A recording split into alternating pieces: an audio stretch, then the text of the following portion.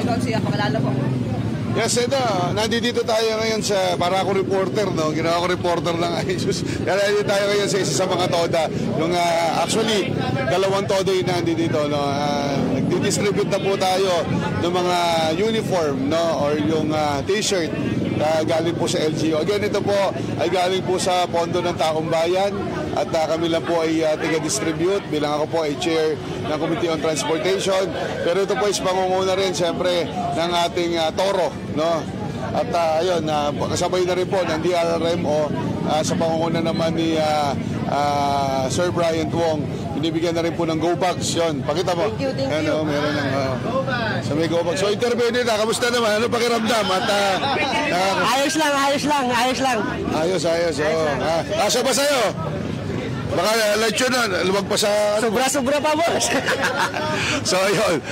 Interview ko na. Para sa'yo, gagawin ko na yung trabaho mo. Ano ba ang pakiramdam at makakatanggap ka na ng t-shirt at go bag? Nakabahan. Ba't ka kinakabahan? Ano ba to? Game show ba to? Hindi, baka gusto mo magpasalamat siyempre sa city government at Thank you kay Mayor. Mayor Vico Soto. Okay. At siyempre sa Go Bag, magagamit nyo yan, lalo na kapag may bagyo. Yun, ako na nag-interview. At nandito rin yun, kasama rin natin. Nandito rin si... Kumusta po kayo? Ayan, bumalik ka na. Magandang tanghali po, hapon sa inyo lahat. Salamat po sa Go Bag. Marami po matutulungan to. Siyempre, sa kalsada natin. Kung may emergency, makakatulong po ito. Thank you so much. Okay, at ngayon, nandito naman ang presidente po ng SBR Toda at ang presidente ng UPC Toda. Ano ang pakiramdam, press, at nagbibigay na ng mga libre t-shirt at Go Bag? Siyempre, masaya po, lalo na sa aming grupo, sa sektor ng Tatlonglong. At kita nyo naman kasi yan, nandito yung mga aking mga miyembro para po tanggapin yung ibag at saka yung uniform ng mga aming samahan, Toda. So, laking pasalamat po namin sa city government, siyempre sa aming mentor, kay Consi Volta de los Santos at buong City Council, kasama na po ang ating mahal na Mayor Vico Soto. At siyempre, interview na rin natin. Ako na talaga. At total, matagal ko na pangarap maging reporter, kaya ako na lang mag-ano. Ito, nandito po ang ating hepe, si Chief Rodel Salvador ng Toro. Chief, ilan na ba yung nadidistribute natin sa araw na to? Sa araw po na to, ang target natin, mga nasa 2,000 sana, pero yung iba namang hindi makukuha, pwedeng kunin sa office sa Monday. Ilan ba yung target natin maipamigay?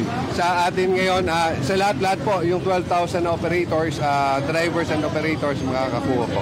Pati na yung, ano ba yung mga laman, no? Ano mga pinabibigay natin? Yung Go Bag po, bali yung ilalagay natin sa tricycle, yung first aid kit, tapos yung uniform po sa driver, and yung the rest po nung sa Go Bag, sa operator na po yun. So kailangan lang lagi nasa tricycle yung first aid kit para in case na merong emergency, magagamit.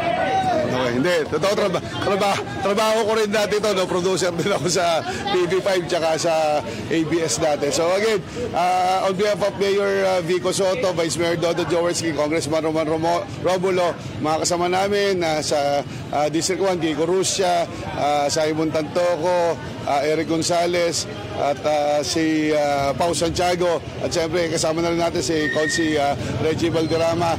Sa distrito naman, si Angelo, si Maro Martires, si Buboy Agustin, si Consi Saibel Asilo. May nakalimutan ba ako? Tita Cory Raimundo, ngayon nandiyan na kasi si at sino pa mga natin. So, sa lahat po ng mga kasama namin sa Sangguniang at siyempre sa pamalanusod ng Pasig, bumabati kami ng Merry Christmas. At sana wag nang magamit yung Go Bag, yun yung pinaka-importante, no? At sana ma-enjoy din nila yung konting regalo ng pamalanusod ng Pasig sa kanilang t-shirt. Ayan na, okay na, pwede na mag-comment.